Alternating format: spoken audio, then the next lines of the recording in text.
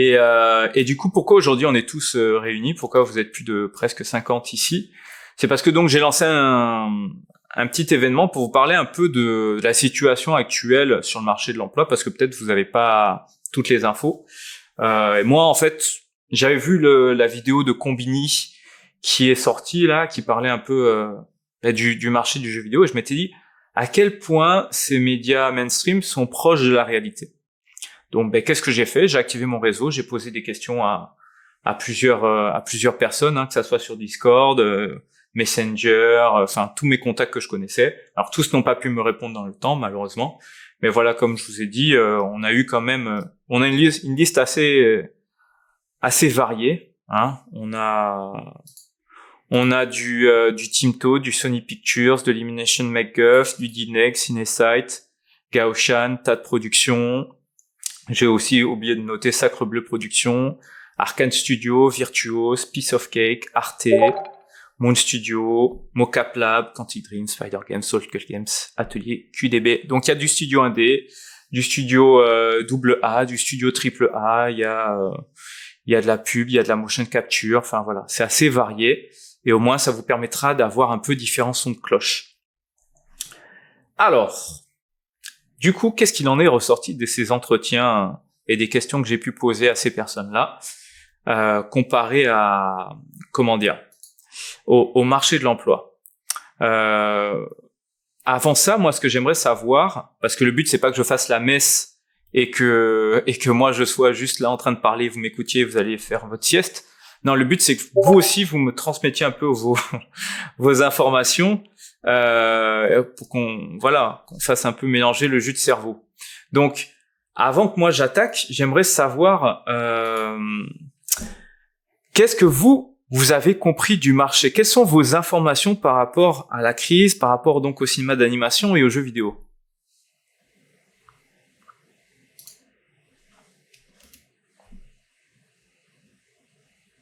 Alors, personnellement, pour moi, Ouais, je suis allée au festival d'Annecy.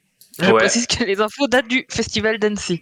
ok, C'était que globalement, genre au niveau de l'industrie, il y avait eu la crise de septembre dernier, l'été dernier, ouais, et que dû à ça, ça avait beaucoup ralenti, mais que normalement, c'était censé un peu plus reprendre vers en ce moment, jusqu'à peut-être janvier.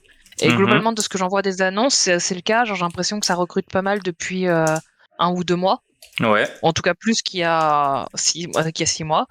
Mais au niveau du jeu vidéo, j'ai un peu moins d'informations là-dessus. J'ai l'impression que ça recrute un peu, mais pas tant que ça. Mais c'est peut-être parce que. Mais je crois que ça vient d'un de tes posts sur le fait que les jeux AAA intéressaient de moins en moins et que c'est. oui, je vois ce que tu veux dire. Ouais, ouais, Mais je ouais. crois que ça vient peut-être d'un de tes posts que j'ai lu ça aujourd'hui. Ok, ok, ok. Ok, donc ouais. Donc là, il y a effectivement, c'est bien que là tu me donnes ton retour sur toi, tu vois, qui regarde aussi des annonces. Tu vois du coup qu'il y a quand même un nombre d'annonces qui commence un peu à remonter un peu, quoi. Ok. Yep. En tout cas, dans le domaine des juniors, ou bien je vois que par exemple tel studio va se mettre à recruter d'un seul coup un paquet de leads. Ok. Qui jusque-là, il faisait qu'une ou deux annonces par-ci par-là. Là, il y a une dizaine d'annonces pour un seul et même studio et c'est lead compo, lead graphics, lead anime, tout en même temps. Ouais. Et de toute façon, voilà. Moi, ça c'est ce que j'ai changé aussi. Il y en a qui vont d'abord avoir besoin de chefs d'équipe avant d'avoir l'équipe, parce qu'en fait, c'est avec les chefs d'équipe souvent qu'on prépare la pré-prod aussi. Donc ouais, ça semble logique. Alors, c'est un peu bouché en ce moment. Ça devrait reprendre début 2025, voire printemps. Ok. Trop de gens sur le marché pour pas assez de postes. Le nombre de candidatures pour chaque c'est hallucinant. Ok. Ouais, attendez, je vais noter tout ça. Comme ça, on va tout condenser. Ok. Bonjour. Hello. J'ai quelques retours par rapport plus au secteur jeux vidéo, Ouais. par rapport à mes réseaux Watch. Ouais. Le recrutement de juniors, actuellement, c'est quasiment inexistant. Ouais. Suite à la crise post-Covid et au fait que il y a beaucoup moins d'investissement sur les projets. Donc, il y a une grosse baisse au début de l'année dernière. Ça devrait repartir, à la base, on disait que ça devait repartir fin de l'année, mais Ouais.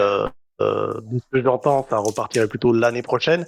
Ouais. Et selon les boîtes, même les grosses boîtes, c'est pas sûr qu'il y ait des postes ouverts, d'après les infos que je peux avoir glanées. Enfin, c'est assez... il Assez n'y a pas flou. beaucoup d'investissement. Voilà, c'est très flou, ils savent pas trop. Ils sont un peu sur la défensive. J'ai pas le bon mot, j'ai pas le bon terme là pour le coup. Mais Ouais, mais je vois, ils veulent pas se sur mouiller, l'idée quoi. d'investir. Voilà, ils veulent Ouais. pas se mouiller à faire des nouvelles équipes sur des nouveaux projets ou autre, quoi. C'est très très réservé, quoi, pour le moment. Ok. Ça s'est un peu décanté vers là aussi par rapport à la rentrée de septembre, après les vacances ou autre. Il y a quelques postes de lead, mais c'est souvent des postes 3 années d'XP ou plus. En dessous, ça existe quasiment pas. Et je crois qu'en poste junior dans le secteur jeux vidéo à l'année, si j'en ai vu peut-être 2, en passant par le site de la FJV ou de ce genre de site qui regroupe les annonces pour le jeu vidéo, il y en a très très peu. Voilà. Ouais. Ça devrait peut-être repartir 2025, faut espérer, mais pour le coup, c'est un peu le contre-coup de crise Covid et de manque d'investissement. Ouais, il y a eu beaucoup de choses. En vrai, c'est incroyable tout l'effet cumulé qu'il y a eu sur les mauvaises nouvelles, quoi. C'est assez impressionnant. Et d'ailleurs, au fait, je m'excuse Quentin, j'ai complètement oublié de te répondre. J'ai vu que tu m'as envoyé un message sur LinkedIn là. Je prendrai le temps demain de te répondre, pas de souci. T'inquiète, j'ai mis du temps aussi à répondre. J'étais à fond dans la démo. Voilà. Ok, pas de souci. Donc, en tout cas, c'est sympa. Je vois que t'as fait de la mocap aussi là sur ta photo de profil, c'est top. Alors. Ouais, bonne expérience. C'est cool. Ok, alors grosse galère, ça refonde toutes les ressources de production, ça se cogne la bulle spéculative sur l'IA, ouais, la grève scénariste, c'est un peu de restructuration partout. Ben ouais, alors ça c'est un mot qui revient souvent, restructuration. Ça revient souvent dans les conversations, ça, l'IA aussi, la grève. Alors il y avait des menaces comme quoi il y aurait encore de nouveau une grève qui repartirait par rapport à tout ce qui est scénariste et comment dire et les acteurs qui prêtent leur voix. Pour l'instant, en tout cas, moi j'ai pas eu de nouvelles là-dessus. Est-ce que ça va repartir encore? J'avoue, j'en sais rien du tout. Mais moi, je reste à l'affût. Combinaison de facteurs, les retards des projets Covid, grève des scénaristes, beaucoup de monde sur l'arrivée. Ouais, en gros, la crise post-Covid avec tous les sentiments des jeux moins intéressants est souvent produit que pour l'argent et non pour les joueurs. Ouais. Est-ce que c'est très sûr, ça commencerait, ouais. En tout cas, oui, ça, je vous le confirme, hein, pour avoir échangé avec pas mal de gens, ces histoires de dates, là, il y en a plein, voilà, qui parlent du semestre 2025. Ça veut pas dire que c'est partout, mais par exemple, moi j'ai pu discuter avec quelqu'un qui est chez Sony, donc Sony Pictures. Eux, par exemple, ils ont déjà 5 projets prévus pour 2025, qui sont dans les clous.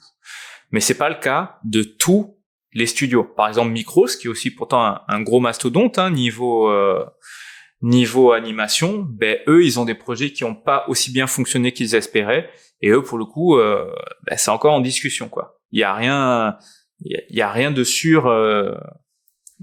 Donc voilà, ça dépend vraiment des boîtes pour le coup. Alors si on parle de l'IA par exemple pour le cinéma d'animation, on va rester concentré d'abord dans le sujet du cinéma d'animation. Donc le cinéma d'animation, effectivement, il y a l'IA qui a débarqué, mais en fait l'IA, elle est vraiment relou pour les employés dans le sens où, alors quand je dis relou pour les employés, c'est en termes de concurrence, hein, en termes de travail, dans le sens où elle est très forte pour copier la réalité.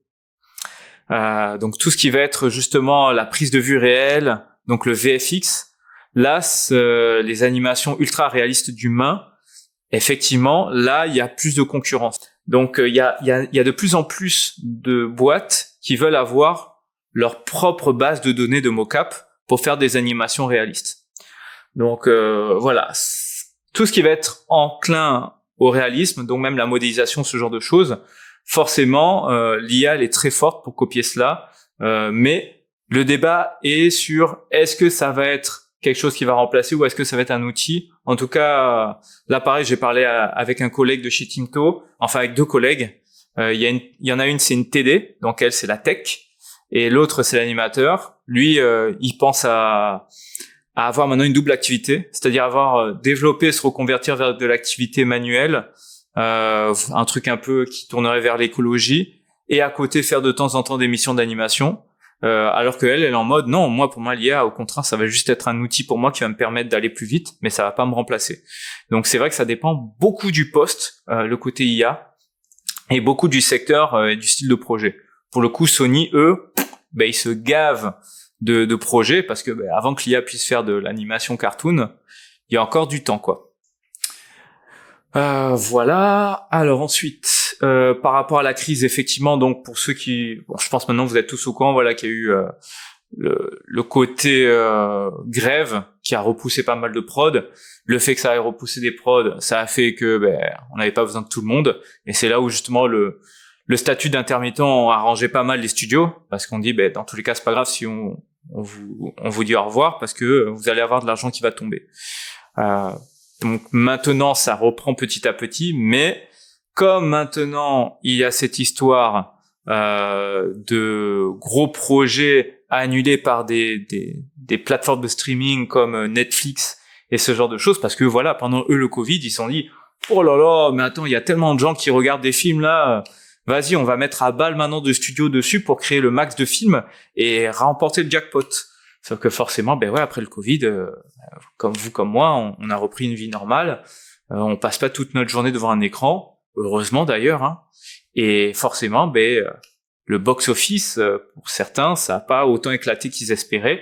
Alors, il y en a qui ont eu quand même des bons chiffres, hein, qu'on soit bien clair, mais ils ont peut-être pas eu du 200% de rentabilité comme ils avaient espéré. Et malheureusement, en fait, c'est ça le nerf de la guerre à chaque fois quand on est un studio. Hein, il faut bien le comprendre. Quand on est un studio, en soi, nous, on n'a pas d'argent. On n'a pas beaucoup d'argent en tant que studio. On a de la compétence, on a de la main-d'œuvre. Mais au final, faire un film, faire une série, ça demande beaucoup d'argent. Donc, soit faut aller voir de la banque, faut aller voir des investisseurs, faut aller voir l'État, faut aller voir le CNC. Mais c'est ça qui va faire que, du coup, on est un peu dépendant de ces structures-là. Et ça peut arriver que du coup, on soit prêt à accepter de l'argent de gens qui ne viennent pas forcément du milieu de l'animation, qui ne connaissent pas bien ce milieu-là. Sauf qu'en fait, ces personnes qui vont nous prêter de l'argent, eux, ils sont là parce qu'ils voient un intérêt pécunier et qu'ils se disent, OK, voilà, là, c'est le moment, c'est la vague. Je balance 100 millions et peut-être que normalement, si tout va bien, je vais en retirer 200 millions, quoi. Comme si on fait de l'achat-revente de voitures ou de l'achat-revente de logement, quoi. C'est un peu la même logique, sauf que là, il y en a qui ont vu, ils avaient commencé à mettre des sous, sauf qu'après eux, ils sont malins au niveau des contrats, et ils ont vu que, OK, tel pote qui est investisseur, là, il nous a fait signe que là, en fait, ça marchait plus trop bien que ça, allez, on retire les pépettes, sauf que t'as tout le studio qui dit, mais attendez, mais les gars, mais nous, on a recruté, là. On a plus de 200 personnes qui sont là, comment on fait maintenant? Ah ouais, désolé, mec, mais là, nous, ça pue, on n'aura peut-être pas la rentabilité qu'on veut, et voilà. Et c'est comme ça, en fait, que ça commence à faire un effet domino. Et en fait, le problème, c'est que ça fait une chambre d'écho. C'est-à-dire que vous allez avoir plein de gens qui entendent des rumeurs de gauche à droite, et ça fait un peu comme, vous savez, quand Elon Musk, il va, par exemple, dire « Ah, il y a telle boîte qui marche pas, ça pue et tout », et d'un coup, le cours de l'action diminue. C'est un peu pareil en fait avec les investisseurs. C'est-à-dire qu'ils vont dire là moi ça maintenant en fait le film d'animation ça pue, ça sert plus à rien et il suffit que la rumeur circule et tous les gens en fait qui étaient chauds au début ils peuvent très vite refroidir à cause de rumeurs comme ça quoi. Ça fait pour moi je trouve c'est marrant, ça fait un peu un effet loup-garou, vous voyez. Vous avez toutes les personnes, il suffit qu'il y en ait un qui commence à accuser l'autre. Et ça peut faire tout un courant où tout le monde va commencer à dire ouais en fait c'est toi le coupable.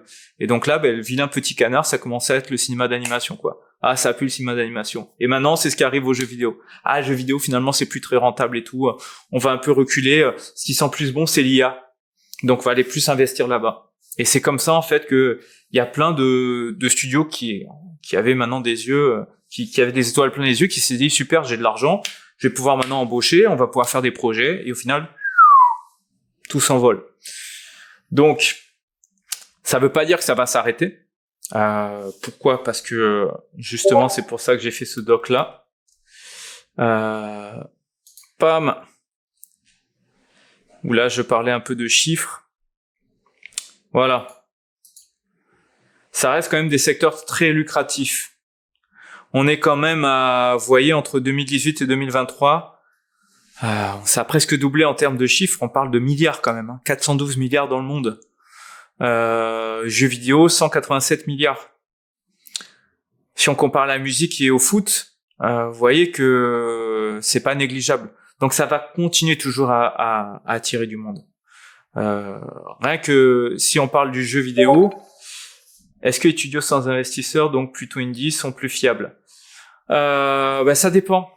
Ça dépend parce que en fait le problème des indés, c'est que c'est le même souci. Il faut qu'ils trouvent quand même quelqu'un qui va leur donner un financement, quoi. Donc là, pareil, moi je parlais avec un collègue là. Lui, il a fait le jeu. Peut-être ça vous parle, hein, Décarnation. Voilà ce jeu-là. Et ils sont une petite équipe, hein. Ben lui, il a galéré rien que là pour trouver du financement. Et là, il est sur un autre projet, mais avec la crise justement, vu que lui, il essaye de pousser un peu l'innovation et proposer des choses nouvelles. Ben là, il allait dans plusieurs salons et c'est compliqué, quoi. Là, actuellement, c'est compliqué. Donc après, ils ne sont pas pessimistes, hein, qu'on soit bien clair. Par contre, ça veut pas dire à l'heure actuelle que c'est fini encore une fois le jeu vidéo parce que ça. Donc comme il y a ça, il y aura toujours de l'argent. C'est juste que maintenant, il va falloir que il y ait des investisseurs un peu plus courageux qui tentent des choses et que les résultats derrière rassurent d'autres investisseurs qui vont dire OK, on peut peut-être y aller de nouveau. Mais il y a d'abord un effet de groupe, un effet de crise où tout le monde reprend du recul et il va falloir que de nouveau des courageux se lancent. Et donc là, c'est pour ça que il y a des projets qui voilà, exactement, les investisseurs sont frileux. Et donc, c'est pour ça, il y a des petits projets qui commencent à revenir. Et si, normalement, ça fonctionne, derrière, ça va enclencher de nouveaux investissements.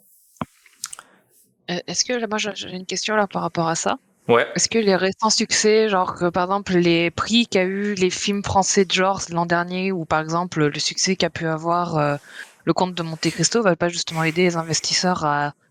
C'est pas de l'animation, c'est du cinéma, mais ça peut peut-être aider. Le problème, c'est que tu vois, en France déjà, il n'y a jamais eu des énormes budgets pour les films. Donc en fait, les succès qu'il faudrait, ça serait plutôt, tu vois, Astérix en 3D. Là, ça pourrait encourager les investisseurs. Mais le Comte de Monte Cristo, je sais pas. Est-ce qu'il y a de la 3D dedans? Faudrait que j'aille regarder à quel point il y a eu de la 3D. Je sais qu'il y a eu beaucoup de travail. C'est genre, ça a été prod très américaine alors que c'était français. Ouais. On réfléchit un peu comme pour les Trois Mousquetaires. Ouais. Mais après, je suis pas sûre. Bon, oui, il y a du VFX en tout cas. Ok. Ben là, pour le côté VFX, oui, ça peut encourager. Bonsoir. Bonsoir. Il y a pas mal de VFX dans le Comte de Monte Cristo, mais moi, 40 balais, je m'intéresse au film depuis un petit moment. Ouais. On a eu dans le cinéma, pour te contredire un petit peu, on a eu une spéculation à un moment donné quand on avait sorti Le Pacte des loups à l'époque de Christophe Gans.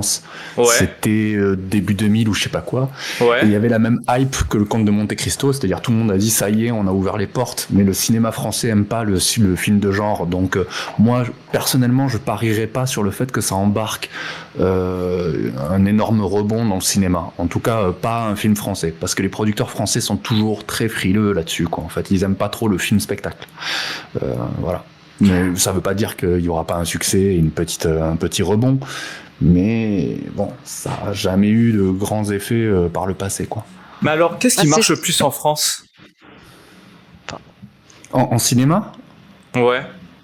En cinéma, je sais pas trop. Moi, je pense que le cinéma spectacle qui a besoin d'effets spéciaux, c'est pas en France en particulier que ça marche. C'est-à-dire, bizarrement, ça a généré tout un tas de studios d'effets spéciaux qui, eux, ont cartonné en faisant les petites mains pour des studios américains. Aujourd'hui, je sais pas du tout où est-ce qu'on en est de ce côté-là. Voilà. Moi, je suis plus du côté cinéma d'animation, donc voilà. Donc, je peux pas trop répondre sur la question VFX et compagnie. Mais tout ce que je peux dire, c'est que, par contre, effectivement, le retentissement de grands succès cinéma-spectacle comme le Comte de Monte Cristo, ça rebondit pas trop en règle générale en France. Ok. Ok, c'est intéressant. J'avoue, moi, je connais pas trop. Pardon, j'ai écouté quelqu'un qui voulait intervenir, je crois. Non, c'était moi qui voulais juste rajouter le fait que, en fait, c'est surtout que l'autre chose qui me fait me poser cette question, c'est les succès en termes de prix de Vermine et j'ai plus le nom. Quelque chose sur les animaux qui était sorti, qui est un film de genre français aussi. Ok, alors là, je pourrais pas t'aider, désolé. Voilà, pardon. Et puis aussi, je viens de voir passer la série Arcane, qui a été un succès aussi incroyable, la série Arcane, fait par Le Règne Animal. Merci, teammate. Ok. Bon, ben heureusement qu'il y a des bons cinéastes dans la team, là. Ok. Bon, ben c'est bon à savoir, mais voilà, effectivement, c'est là, après, il faut savoir, en France, dans le cinéma ou dans la série, d'où vient l'argent, quoi. Et qu'est-ce qui fait que l'argent va partir dans tel ou tel studio, quoi. C'est quoi les facteurs? Ça, j'avoue, moi, ça sort un peu de mon champ de savoir. Je sais que, par exemple, Timto, là, ils ont été rachetés il y a pas longtemps. Pourquoi? Parce qu'il y a aussi le fait que, donc, eux, ils ont été rachetés par une boîte italienne qui est financée aussi par des Américains. Et déjà, Timto, on leur faisait déjà des petits retours. Alors, c'était assez mitigé, hein. Autant il y avait des boîtes étrangères qui bossaient avec eux parce que Timto fait de la sous-traitance. Alors ils ont des séries qu'ils produisent aussi, mais c'est pas celles qui cartonnent, hein. Je crois Jade Armor, c'est Timto. Angelo Adeboyuti, c'est full Timto. Ils avaient fait aussi un film qui s'appelle Gus avec un oiseau, mais c'est pas les séries qui cartonnent le plus. C'est celles en général où ils sont en sous-traitance qui marchent le plus. Sauf que des fois on va leur faire des retours en disant bon Timto, vous êtes bien gentil, mais vous coûtez cher et vous êtes pas les plus rapides, quoi, par rapport au Vietnam ou par rapport à l'Inde. Donc il y a ça aussi qui joue, hein, c'est la concurrence avec le marché mondial. Et du coup, là, Timto, par exemple, je sais qu'il y a certaines personnes qui vont même devoir bouger de l'équipe, sûrement pour se faire remplacer par soit maintenant des Italiens ou des Américains. Après, dans quel but? Est-ce que c'est parce que ça coûte moins cher? Je sais pas. Mais il y a aussi ça qui est compliqué, quoi. C'est que malheureusement, la plupart des gens qui financent, c'est pas souvent en France, et ça vient souvent des États-Unis. Là, Mario Bros, c'est avec les États-Unis, hein, c'est pas que la France, alors que pourtant c'est fabriqué chez Illumination qui est à Paris, quoi. Donc, j'avoue que là, moi, j'ai du mal à comprendre quels sont les critères de sélection sur qu'est-ce qui va faire qu'un investisseur français va vouloir mettre de l'argent dans un film d'animation 3D ou de la série 3D. Alors, est-ce qu'il y en a qui ont des éléments de réponse?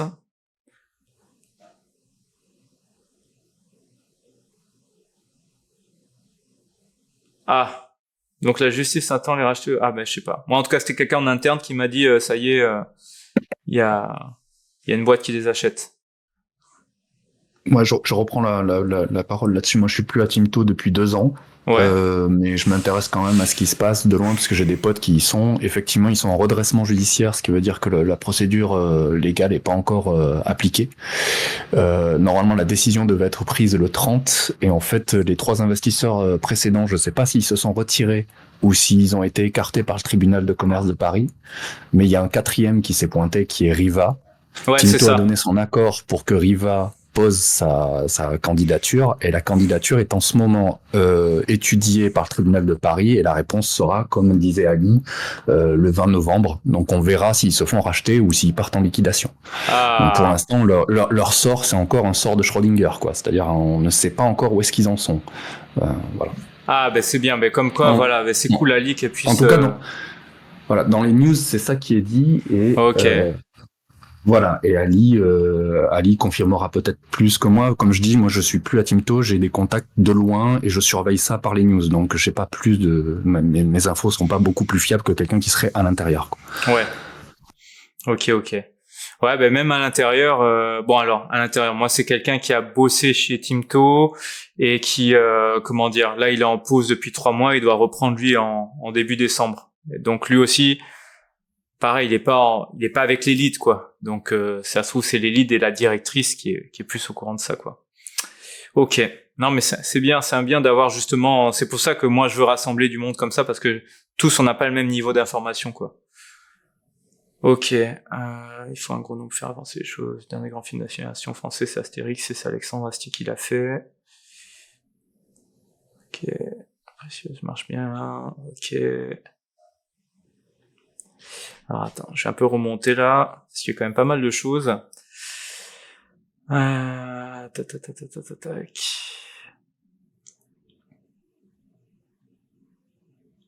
Alors, les jeux moins intéressants, comment dire, ça dépend. Ça dépend parce qu'en fait, le gros problème du jeu vidéo, contrairement au cinéma, hein, c'est que le jeu vidéo, c'est comme créer un logiciel ou une application mobile.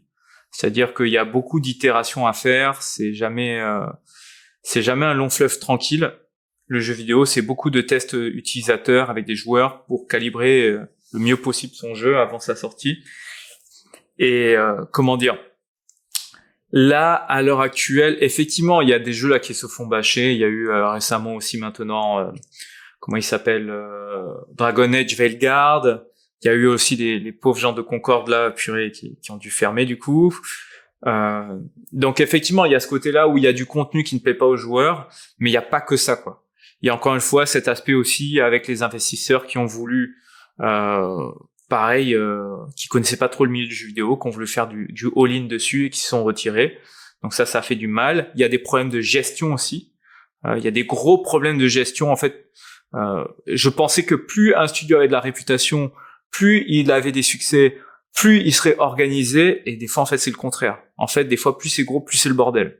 Parce que tout simplement, on en revient à un gros problème souvent, hein, et même dans d'autres boîtes, hein, hors jeux vidéo et cinéma d'animation, c'est que quand, en fait, on est employé, on n'a pas le même niveau d'investissement que quand c'est notre boîte. Et plus on est gros, plus c'est des gens, en fait, qui ne vont pas être tout le temps là pour donner le maximum pour la boîte. Ils vont juste dire, moi, je suis employé, je fais le strict minimum, de toute façon, cette personne elle me saoule, celle-là, je l'aime bien, celle-là, elle me casse les couilles.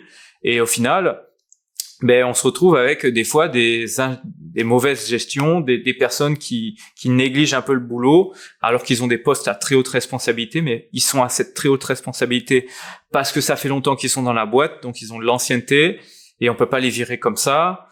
Et du coup, c'est ça qui fait beaucoup de soucis aussi de gestion en interne. Et qui fait des fois aussi des comportements qui sont pas du tout appropriés. Donc le jeu vidéo c'est complexe, il y a plein de facteurs aussi qui rentrent en compte sur pourquoi certaines boîtes coulent, pourquoi aussi certaines boîtes vont fermer parce qu'elles se font racheter par des plus gros studios, sauf qu'en fait quand ils se font racheter par des plus gros studios, ils se rendent compte qu'il y a des postes qui sont en doublon, donc on vire des postes qui sont en doublon, quoi. Il y a ça aussi. Donc ouais, le jeu vidéo c'est plus compliqué que ça, et ça ne touche pas tous les studios de la même manière, en fonction de la taille.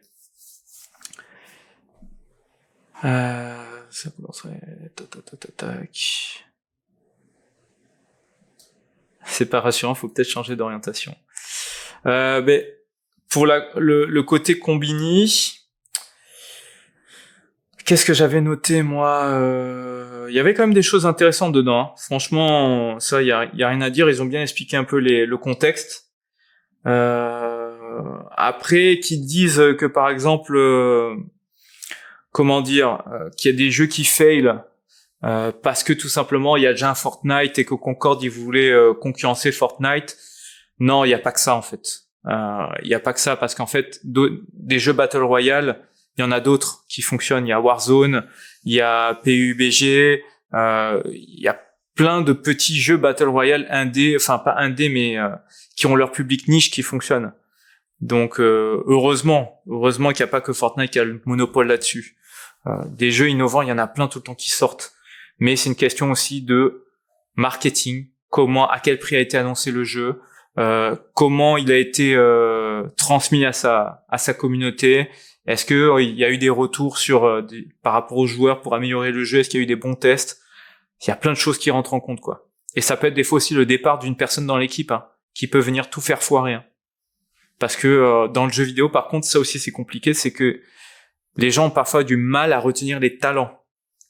Donc il suffit que vous ayez un programmeur de ouf dans l'équipe qui vous a pondu des fonctionnalités incroyables, et en fait il a été séduit par une autre structure. Donc il va dans un autre studio, ou alors tout simplement sa famille voulait déménager, il déménage et le télétravail n'est pas possible. Et là, vous perdez un talent. Et donc, faut retrouver quelqu'un pour refaire la structure du code et rajouter les fonctionnalités. Et donc, on perd des années, en fait. Enfin, pas des années, mais des mois de travail. Et ça peut faire mal dans une prod aussi, quoi. Donc, encore une fois, il y a plein de facteurs à prendre en compte. Oui, c'est pas la première fois qu'on nous dit d'attendre 6 mois, 1 an, maintenant 1 an et demi. C'est qu'on a reçu un test. Ouais, ça, de toute façon, dites-vous que même quand vous avez un entretien, l'entretien, c'est le début, mais faut pas se dire, ça y est, je vais être recruté parce que j'ai eu un entretien, quoi. Ça...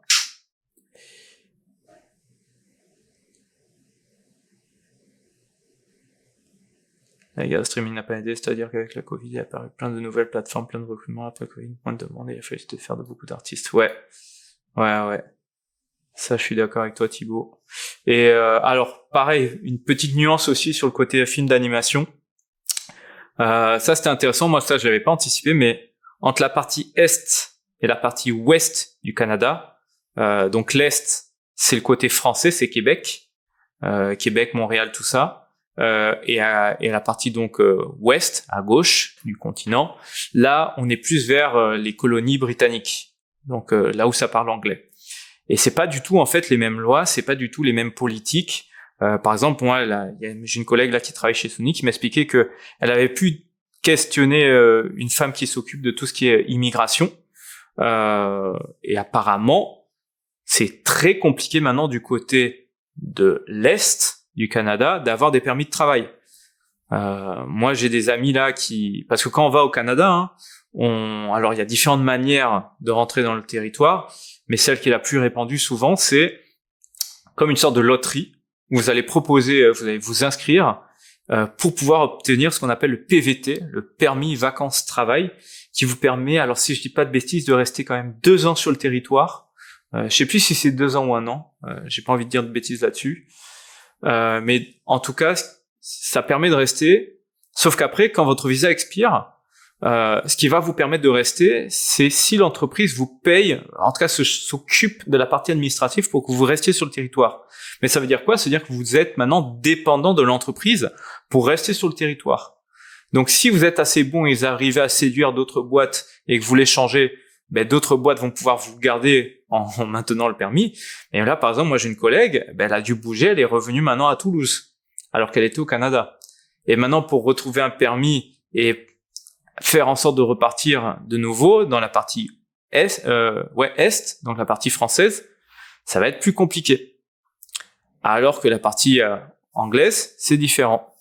Donc il y a ça aussi, il y a des nuances aussi à prendre en compte sur le territoire. Je trouve que la grande majorité de postes ouverts, c'est des postes de lead et senior. Il y a certains studios qui ont du coup ouvert éventuellement à des postes de junior, mais très peu l'ont fait. C'est juste un ressenti. Non, c'est pas qu'un ressenti, ça pour le coup, tu as raison. Tu as raison, Azou.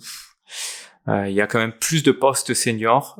Par exemple, si on reprend Timto, ils ont majoritairement en ce moment des seniors pour la bonne et simple raison que voilà qu'on leur a demandé d'augmenter la qualité, il fallait qu'ils soient plus rapides et ils voulaient pas perdre du temps à former des juniors qui, si ça se trouve, n'allaient pas rester longtemps dans le studio, quoi. Donc non, ça c'est vrai. Et comme on l'a dit tout à l'heure, il y a aussi en début de projet, souvent on va demander du senior ou du lead le temps de faire de la pré-prod aussi, quoi, avant de commencer à recruter du junior. Ça va plus être les studios qui cherchent des petites mains au début, qui n'ont pas beaucoup de moyens. Moi, je connais beaucoup de studios indés, en tout cas dans le jeu vidéo, et même dans tout ce qui est documentaire, VR, ce genre de choses, qui vont chercher plutôt du stagiaire, parce que ça coûte moins cher, et parce que pour ce qu'ils veulent faire, c'est pas une qualité de malade, donc ils vont prendre du stagiaire ou du junior. Reprise des offres d'emploi. Après, voilà, si vous avez des contre-exemples et que vous n'êtes pas d'accord avec moi, encore une fois, voilà, moi je suis pas le gourou, n'hésitez pas à vous exprimer aussi là-dessus. Le but, encore une fois, c'est de faire travailler l'intelligence collective. Même retour pour Annecy, reprise des offres d'emploi début novembre. Cependant, je regarde souvent aucune offre en signe d'amis pour les juniors. Ça aide beaucoup les employés. Ouais, exact. Se tourner vers l'acquisition de plusieurs emplois en même temps, par exemple, enchaîner un projet de studio plus un job en dehors de la 3D. C'est une bonne question, ça. Est-ce qu'il faut, du coup, avoir un pied dans la 3D, mais en même temps trouver d'autres moyens de faire rentrer de l'argent? S'il y a bien une chose qu'il faut retenir de cette crise, c'est qu'il faut pas mettre tous ses œufs dans le même panier. Cette crise, ce qu'elle nous fait comprendre, c'est que si on est dépendant d'un employeur unique parce qu'on était habitué à avoir voilà des contrats et être appelé par cette même entreprise, mais quand cette entreprise nous lâche, c'est la galère. Donc ça montre bien qu'il faut avoir un réseau, qu'il faut pas avoir peur d'aller proposer des fois ses services, même en freelance à côté. Alors ça après c'est une question de culture. Moi je sais que j'ai plusieurs potes par exemple dans d'autres pays qui eux ils se mettent en freelance, ok, même s'ils sont employés. Et ils vont des fois faire des missions à côté pour avoir des compléments de revenus. Donc moi en tout cas, comme je vous l'ai dit, c'est ce que j'ai fait très tôt quand je m'étais mis en freelance. Et ça posait pas de problème. Ça me permettait d'avoir justement des 200, 300, 400, 500 en plus dans le mois qui rentraient, quoi. Donc pour moi en tout cas, c'est ce que je conseillerais à quelqu'un de ma famille. S'il veut se lancer dans le milieu de la 3D, c'est quand même, mets-toi en freelance, de toute façon, quand t'as pas d'argent qui rentre en freelance, tu n'as pas de cotisation à payer. Tu as des cotisations à payer en fonction de ton chiffre d'affaires.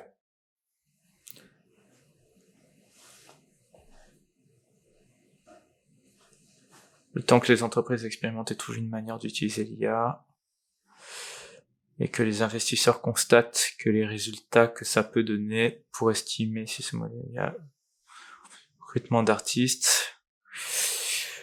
C'est une bonne question, ça. Le temps que les entreprises expérimentent une manière d'utiliser l'IA. À mon avis, ça, c'est plus des laboratoires internes de R&D. Mais tu sais, c'est quand même compliqué pour une entreprise de se dire, ok, là, on produit rien, on fait venir aucun contrat et on fait juste de la R&D pendant quelques mois. En général, tu vois, c'est plutôt, on a un contrat et on va mettre une toute petite équipe à côté pour tester des choses en IA en attendant, mais il faut qu'il y ait du travail, quoi. Sinon, en fait, il n'y a pas d'argent qui rentre pour l'entreprise. Non, mais là, on m'a vu littéralement marcher. Ouais, bon, ça, on connaît Elon, lui, c'est un petit filouf. Est-ce que les studios sans investisseurs, donc plutôt, ils sont plus fiables? Bon, ça, on a répondu. Comment on peut naviguer là-dedans? Je trouve ça difficile de se protéger quand on arrive dans le milieu. Ouais, c'est un bon point, Nina. Comment on peut naviguer là-dedans? Déjà, la chose à faire, c'est comprendre vraiment ce qu'attendent les studios. Moi, par exemple, dans le dojo créatif, le programme d'animation que je fais, c'est fait par rapport à, c'est fait par rapport à des discussions que j'ai avec des studios. Je vais vous montrer un exemple concret, Hop, LinkedIn. Technical Producer Project Manager à Garage 51, voilà. Donc, je fais ce genre de choses. Hello Sarah, I train junior 3D animator student and I want to... En gros, voilà, j'entraîne des animateurs 3D juniors et je veux maximiser leurs chances de travailler dans l'industrie du jeu vidéo. Voilà. Quels sont les skills que vous attendez pour ce genre de poste dans votre studio? Qu'est-ce que vous voulez voir dans une démo reel? Si vous recrutez du junior, bien sûr, voilà. Donc, elle m'a fait tout un pavé comme ça, où elle m'explique un peu, voilà, ce qu'ils attendent. Donc là, c'est pour son propre studio. Alors, qu'est-ce qu'elle m'avait dit? Donc, elle, voilà, eux, c'est studio 1D. Donc, il faut qu'ils puissent pouvoir participer à tout le process créatif, donc donner un peu leur input et donc s'investir dans le projet. Ça, on n'attend pas juste des exécutants. Pas avoir peur, voilà. Donc quand elle dit sortir de sa comfort zone, c'est grosso modo mais ça vous vous rendez pas compte, mais il y a plein de professionnels qui sont comme ça quand vous les contactez.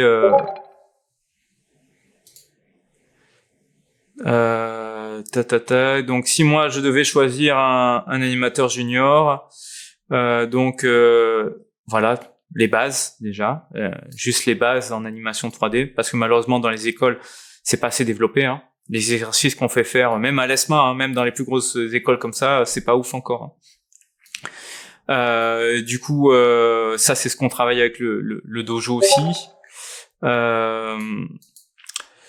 Donc après voilà, les différents moods, la variation des rigs choisis, donc c'est-à-dire le gabarit. Est-ce que il y a de l'interaction, voilà. Donc est-ce qu'on va faire des animations où un personnage interagit avec un objet ou avec un autre personnage aussi. Quand on dit chorégraphie, ben ça va être par exemple là ça peut être de la danse où c'est tout simplement que le personnage va évoluer dans l'écran quoi. Ça suit une chorégraphie, c'est pas juste un personnage fixe. Donc voilà. Après pour le jeu vidéo, ben montrer aussi comment dire que la personne peut l'intégrer dans Unreal Engine, ça aussi c'est important. Et c'est un plus, voilà, si ça faire du skin et du rig. Donc ça aussi, nous, c'est un module qu'on a à la fin aussi, c'est un module sur le rig.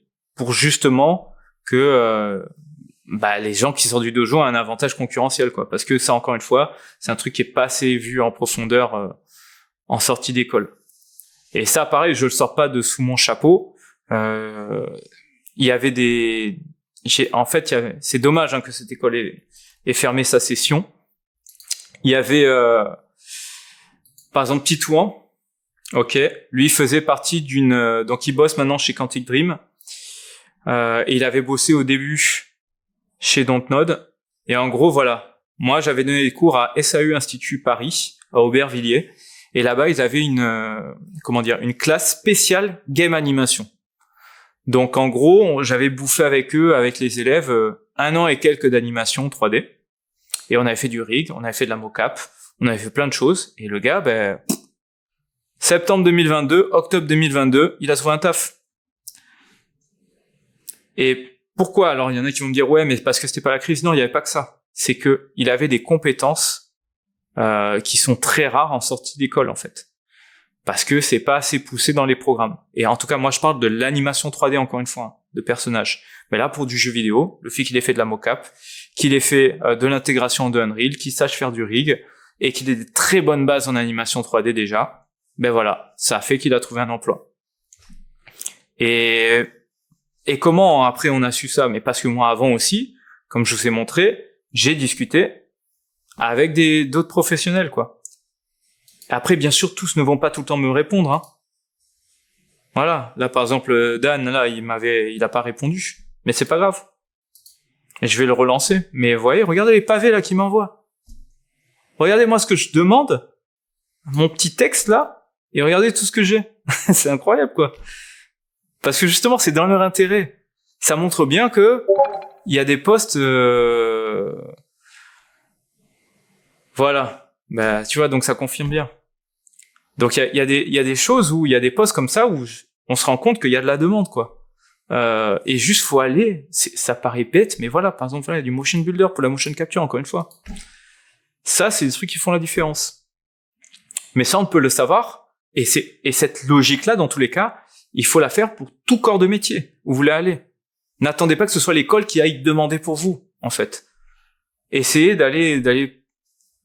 Si vous êtes d'un groupe de potes, il suffit qu'un seul de vos potes aille poser des questions, ou alors vous séparez les tâches. Chacun va poser les questions, chacun de son côté, et comment dire, après vous faites un récap, quoi. Et au moins vous saurez un peu plus ce qu'on attend. Vous serez pas dans le flou. Donc ça paraît bête, hein, mais voilà, c'est la meilleure des choses à faire. Sauf que moi, quand je fais une demande, je sais pas moi, je vais faire, on va aller Ubisoft qui va très mal. On va voir la page. On va aller voir ici dans personne. Je sais pas moi, voilà. Imaginons, je sais pas, je voulais travailler en tant qu'animateur 3D en tant que junior là. Donc hop, Owen. Donc il y a Ubisoft Annecy maintenant depuis 1 an et demi. Je vais venir, pam. Est-ce que moi c'est parce que j'ai le premium? Bon, normalement, je sais pas pourquoi moi il me l'affiche pas. Normalement, vous pouvez ajouter la personne et en fait surtout faire une note. Ok? Une note pour expliquer pourquoi vous venez questionner cette personne. Mais voilà. C'est pour moi l'approche la plus saine pour vous assurer que vous êtes bien dans les clous, quoi. et que vous allez dans la bonne direction. Les studios indés en jeux vidéo, c'est spécifique. C'est un peu comme, en gros, faut les voir un peu comme les artistes musicaux, quoi. C'est soit tu fais ton propre label et tu peux t'en sortir en tentant des choses, mais c'est un peu, encore une fois, c'est un peu des fois comme jeter une bouteille à la mer, quoi. T'es pas sûr du succès, hein. Donc, par exemple, les artistes musicaux, qu'est-ce qu'ils font? Ils ont des boulots à côté, hein. Des boulots alimentaires, qu'importe. Et c'est pareil pour le sport, en fait. Les gens qui font du sport au niveau professionnel, c'est pas tous qui vivent de leur sport. Ils doivent faire d'autres métiers à côté, quoi. Donc, quand t'es comme ça, ouais, t'es obligé de tenter des choses et voir si ça mord ou pas, quoi. Mais ça peut prendre du temps.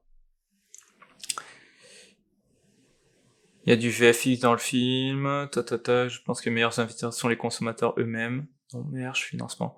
Alors, financement participatif, oui. Moi, franchement, je suis assez surpris des cartons qu'il peut y avoir en financement participatif, sachant qu'en plus, en fonction des jeux, c'est pas tout le temps... Il n'y a pas besoin d'une somme de 100 000, 200 000 euros, quoi. Il y a des fois des jeux indés qui demandent pas énormément et qui sont déjà assez sympas et qui peuvent attirer du monde. Enfin, moi, je pense à Fall Guys, je pense à même... Bon, je sais pas s'il y a des gens encore qui jouent à ça, là, mais Among Us, c'est pas des jeux non plus qui demandaient une énorme somme pour commencer, quoi. Court-métrage des millions au JO a dû plaire à certains investisseurs. J'ai vu deux fois. Est-ce que vous pensez que les investisseurs sont influencés par les flops du ciné? Ouais, clairement, les investisseurs sont influencés par les flops du cinéma, ça c'est sûr. En fait, mettez-vous tout simplement la boîte à la place de quelqu'un qui a 1 million. Imaginez, vous avez 1 million et on vous dit, ok, vous devez mettre ça dans un studio ou dans un film ou dans le jeu vidéo. Vous allez forcément voir un peu les tendances du marché pour avoir une idée aussi, quoi. Et si vous voyez qu'en ce moment le film ça marche pas trop, qu'est-ce qui va vous servir d'indice pour vous dire quand même, je pense que ce studio-là, il va faire un carton alors que vous connaissez pas grand-chose au cinéma, quoi. C'est ça le problème. En fait, ce qu'il faudrait, c'est que les personnes qui font vraiment des succès et qui font de l'argent, ils osent après derrière créer leur propre studio leur propre société de production pour après alimenter en fait au fur et à mesure d'autres studios, quoi. C'est un peu ce qui s'est passé avec la scène indé. Il y a par exemple le Devolver Digital dans le jeu vidéo qui fait ça. Eux, ils avaient d'abord fait, si je dis pas de bêtises, leur propre jeu, et après, petit à petit, ils ont créé comme un label indépendant en musique, quoi. Et maintenant, ils ont, entre guillemets, leurs artistes, leurs studios, qui vont financer. Et ça qui fait qu'on a plein de types de jeux différents. Ah, il y a plus de 120 jeux maintenant. Putain, c'est incroyable. Ça a évolué à une vitesse. Mais vous voyez que ils ont aussi d'autres sources de revenus. Ils ne misent pas que sur le jeu vidéo aussi. Voilà, ils jouent aussi sur les mercs.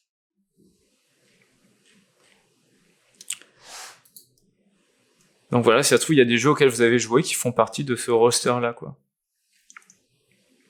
Mais ça, c'est pas des jeux qui demandent 1 million non plus, quoi. Peut-être qu'il y en a certains, mais pas tous, en tout cas.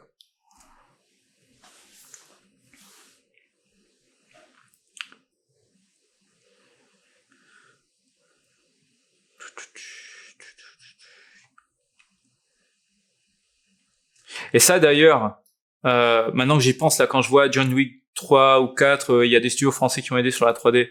Justement, ça aussi, c'est des fois des informations... on sait pas quels sont tous les studios qui bossent sur des prods qui nous intéressent. Donc, je suis sûr, si on regarde sur le générique ou sur IMDb de John Wick 3, on peut voir en fait les studios qui ont bossé en sous-traitance là-bas, quoi. Donc ça aussi, faut pas avoir peur d'aller checker ce genre de choses pour trouver des potentiels recruteurs. Chapitre 4, Allociné, IMDb.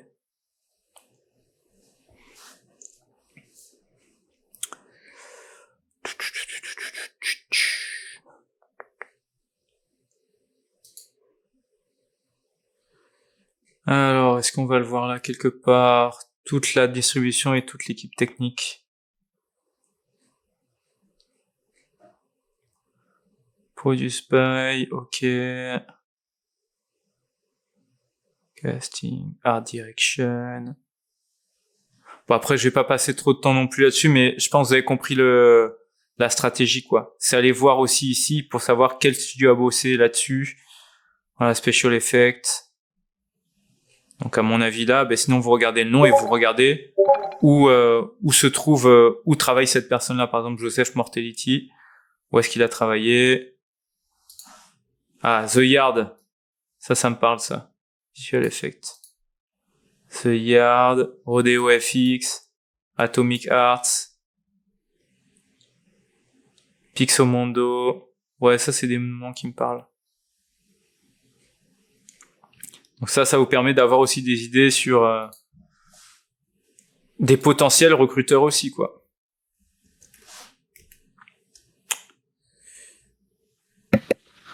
Je reprends un petit peu la parole. Ouais. D'une manière générale, effectivement, moi je vais dans le sens du chat et même de ce que tu dis. Des studios de VFX qui bossent sur des grosses prods, il y en a. Et faut pas perdre de vue quand même que en France, on a une spécificité. Je sais que les écoles le disent, tout le monde le dit, mais c'est vrai. On a un savoir-faire qui est rarement égalé. Donc même si aujourd'hui on est en train de se faire manger de vitesse sur certains nouveaux outils comme l'IA ou une nouvelle population qui se met au VFX ou à l'animation comme je pense aux pays de l'Asie de l'Est ou comme l'Inde ou autre, il y a quand même un savoir-faire sur lequel on restera là. Moi ma petite take sur ce qui est en train de se passer, c'est que c'est marrant, j'ai eu cette discussion hier soir avec des potes. C'est un petit peu comme pour les gens qui fabriquent des meubles ou autres. C'est que là, on a Ikea qui vient de sortir, quoi, en gros. C'est ça. Donc, du coup, on pourra pas concurrencer Ikea. Donc, soit on fait du pas cher de manière plus rapide encore que les gens qui existaient avant, soit on fait du travail d'orfèvre. Mais le milieu de gamme n'existera plus. Et on a une chance, c'est qu'en France, on fait du haut de gamme. Et je parle de haut de gamme dans l'audiovisuel, hein. On fait de l'animation de haut de gamme, on fait des VFX de haut de gamme. Donc, moi, mon petit conseil qui peut peut-être donner de l'espoir à certains qui sortent d'études ou autres, c'est spécialisez-vous, soyez les meilleurs artistes dans votre domaine, parce que de toute façon en France c'est ce qu'on va chercher. C'est-à-dire il n'y a pas le milieu de gamme, c'est-à-dire on pourra plus se lancer dans l'audiovisuel en étant une petite main juste basique qui fait son 8h 18h et qui rentre à la maison, quoi. Va falloir se démarquer soit par de l'inventivité, soit par un côté original, soit par une excellence dans le travail, quoi. Alors, tu soulèves des bons points là, tu vois, surtout les deux derniers mots que tu as dit. Déjà, l'inventivité. Donc, essayer d'oser assumer son univers aussi dans ces créations-là. Ça, c'est important aussi, hein. De dire, voilà, moi, par exemple, ce que j'aime, c'est vraiment faire des trucs cyberpunk. Mais oser faire au moins 2-3 projets comme ça, au moins 2 projets dans son portfolio ou sa démo reel qui vont dans ce sens pour vraiment affirmer sa personnalité et se démarquer des autres. Et après, comme tu dis, le côté aussi maîtrise de son médium, de sa spécialité, ça c'est important, sachant qu'en plus, là tu vois, on ne parle que de la France, mais on a un talent aussi qui peut s'exporter. Moi, ce que je conseillerais aussi à quelqu'un de ma famille, ça serait, écoute, si t'es jeune, n'aie pas peur d'aller tester à l'étranger. Parce qu'on... Oui, bien sûr. Tu vois, on n'a pas beaucoup d'écoles à l'étranger. L'étranger a besoin de ça. Ouais, il y a un rayonnement quand même français. Enfin, je sais plus avec qui j'en parlais. C'était quelqu'un qui était illustrateur et qui me faisait remarquer que on a une chance incroyable en Europe et en France en particulier, c'est qu'on a une culture de l'image. C'est-à-dire que notre publicité est faite d'images. On a une culture du cinéma. On a des musées qui sont ouverts. On est baigné de ça. Et en fait, qu'on le veuille ou pas, on a une connaissance des images classiques, des tableaux classiques et compagnie et tout. Même le plus lambda des citoyens français a cette connaissance-là. Ce qui est pas forcément le cas, par exemple, aux États-Unis. Ils ont pas la même culture de l'image, ils ont pas le même rapport à ça, et à la composition, à la couleur ou ce genre de trucs. Ça veut pas dire qu'ils sont mauvais, hein, bien au contraire, hein, mais juste ils ont pas cette spécificité-là, et nous on a celle-là, et donc du coup c'est une chance Et il faut pas l'oublier, c'est-à-dire faut pas démoraliser dans des situations de crise. Il faut se rappeler que nous, on a ces avantages-là et il faut les faire rayonner, quoi. Ouais, voilà, faut par contre que ça se ressente dans le travail. Et ça, justement, et je trouve, il y en a qui osent pas encore assez le mettre en avant.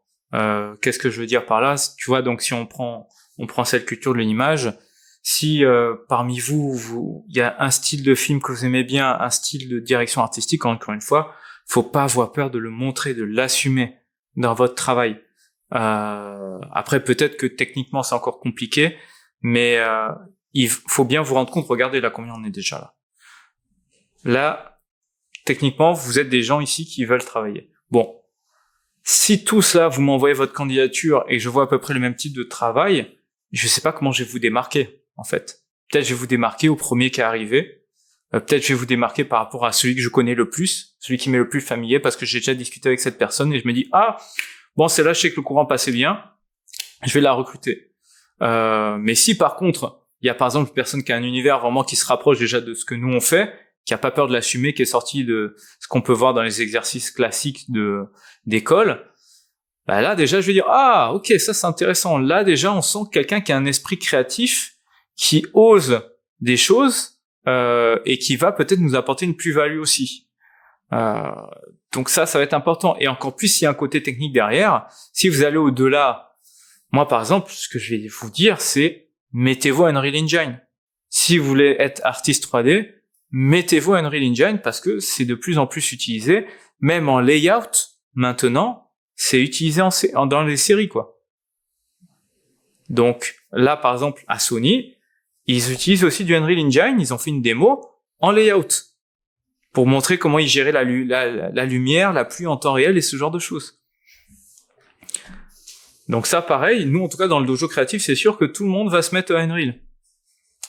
Qu'on concluse aussi sur tout ce qui vient de se dire là, par rapport au marché de l'emploi, avant qu'on fasse des reviews, si vous voulez, c'est que, voilà, ça fluctue, le marché, il est pas stable à l'heure actuelle, ça va être dur encore, va falloir serrer les dents, au moins entre janvier et mars, avant qu'il commence à y avoir des nouveaux emplois.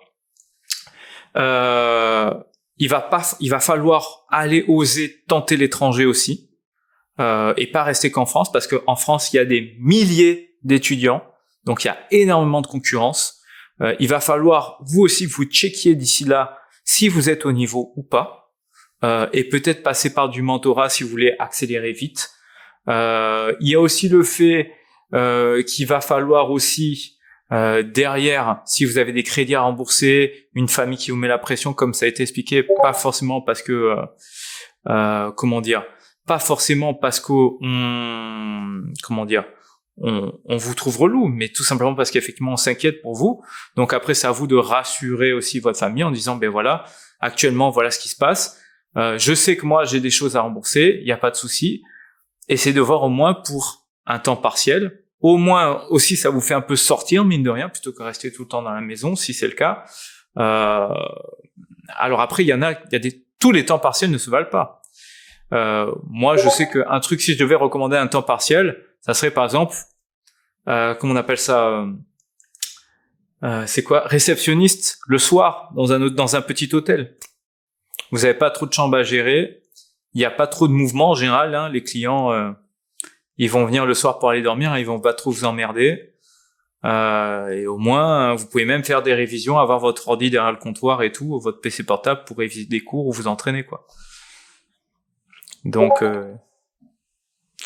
ça peut être ça. Mais dites-vous que voilà, pour l'instant, vous allez devoir grincer un peu des dents si vraiment vous voulez travailler dans ce domaine-là. Il va falloir surtout que vous mettiez à niveau, que vous sachiez ce qu'on attend en fonction de votre spécialité, du type de compétences, parce que forcément, les emplois vont débarquer petit à petit.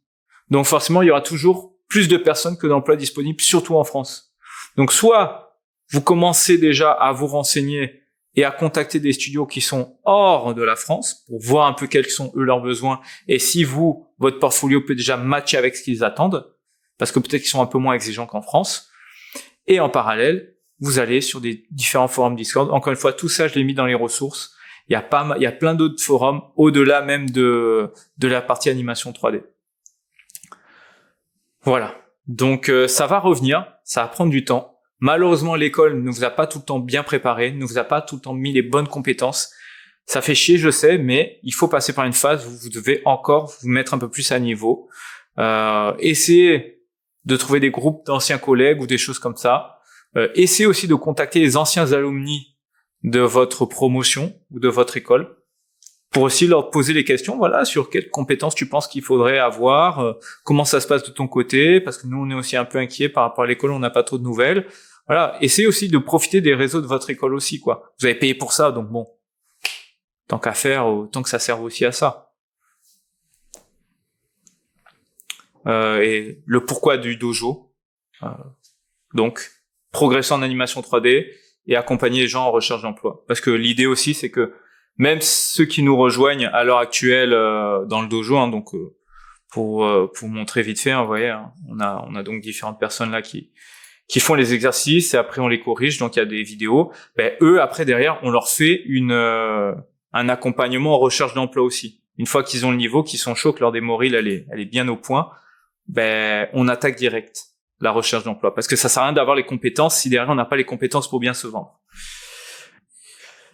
Voilà, mentorat, fait spécial mocap. Alors pour l'instant, je fais pas de mentorat spécial mocap pour l'instant. Là, moi, j'ai beaucoup de taf à faire, donc je suis en train de continuer à alimenter les cours là du dojo.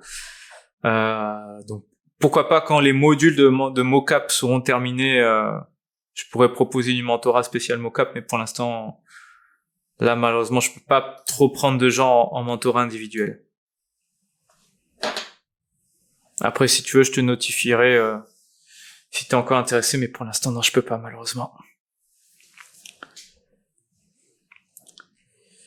Tac. Quand les prochaines... Alors, le dojo, ça fonctionne... comment dire ? Ça fonctionne pas par session. En gros, le dojo, tu as accès à des vidéos. En gros, ça ressemble à ça. Puis, de toute façon, si t'as des questions, tous ceux qui ont un profil rouge, en fait, dans les discussions... tu pourras leur poser des questions.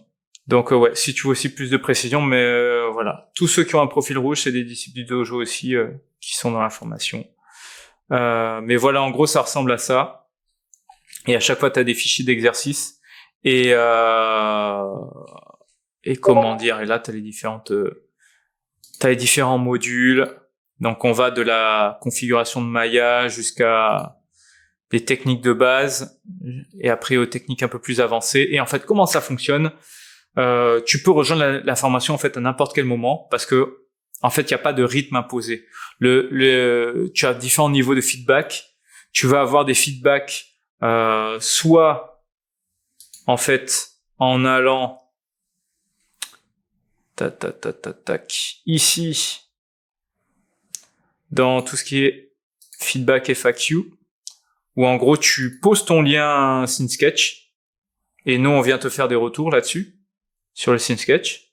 Ensuite le deuxième niveau de feedback que tu peux avoir c'est tous les jeudis à 18h où là voilà tu vois rendez-vous à 18h donc ça c'était le 31 pour le live et là on est tous ensemble et chacun monte ses travaux pendant 2 heures et on fait des retours, on calibre un peu.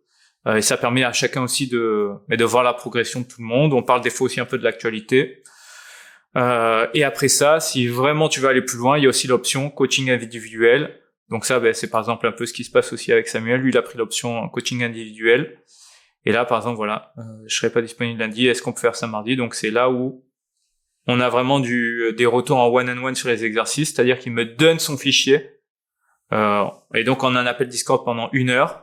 Et des fois, ça peut être moins, des fois, ça peut durer 30 minutes. Et donc, on divise la séance en 2. Et là, voilà, il m'envoie par WeTransfer son fichier. Et là, je le travaille. Je vois vraiment sur Maya comment il a manipulé le fichier, quelle a été sa méthode de travail et quelles sont les failles dans sa méthode de travail. Parce qu'avec SceneSketch, ça, c'est des choses qu'on ne peut pas voir. Donc là, au moins, on va en profondeur, quoi. Et s'il veut, après, il y a le replay de la séance. Donc voilà. De toute façon, là pareil, si vous êtes curieux, il y a, alors je sais pas si vous avez accès, normalement vous avez accès, il y a un truc qui s'appelle Cours du Dojo, et là vous avez la version offerte là, enfin la version gratuite, qui permet de voir déjà un peu à quoi ressemblent les leçons dans le dojo. Pam. Et ça vous permet déjà d'avoir pas mal d'aperçus déjà de ce qu'on fait dans le dojo, quoi. Donc voilà, au moins avec ça, vous avez vraiment tout ce qu'il vous faut pour faire un avis. Allez, à plus Quentin. Ciao, ciao. De toute façon, si vous avez d'autres questions, vous n'hésitez pas. Et encore une fois, ceux qui sont dans la formation sont les plus à même de vous donner le retour le plus